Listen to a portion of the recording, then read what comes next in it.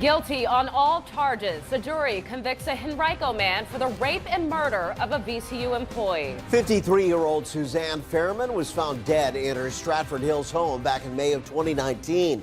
And today, a jury agreed with prosecutors that Thomas Clark was responsible. On your side at 6, Karina Bolster is live outside the John Marshall Courthouse tonight. And Karina, Clark had actually worked at Fairman's home before the gruesome crime, right?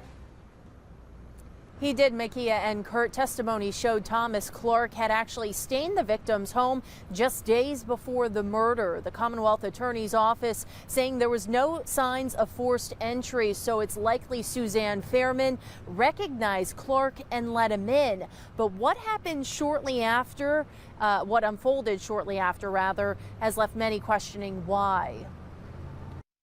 With this verdict, I just feel like everybody can begin to heal.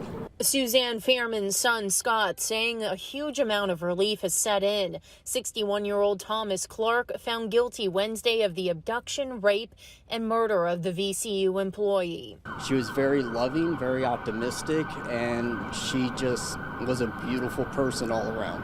Scott knew something wasn't right when he and other family members didn't hear from Fairman in 24 hours. A welfare check was done late on May 9th, officers discovering Fairman's body submerged underwater in her bathtub with multiple injuries.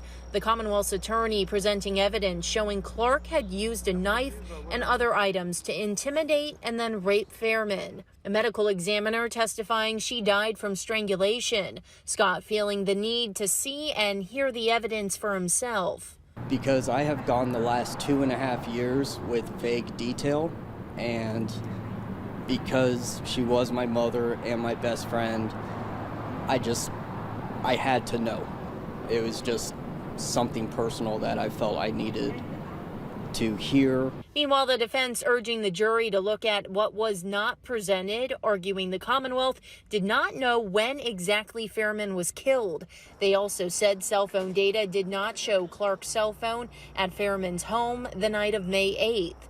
The jury taking a little over an hour to render guilty verdicts. It just speaks volumes to how the experts presented their evidence and how that the prosecutors questioned them, and just how everything was presented, that there was no question that this individual did this.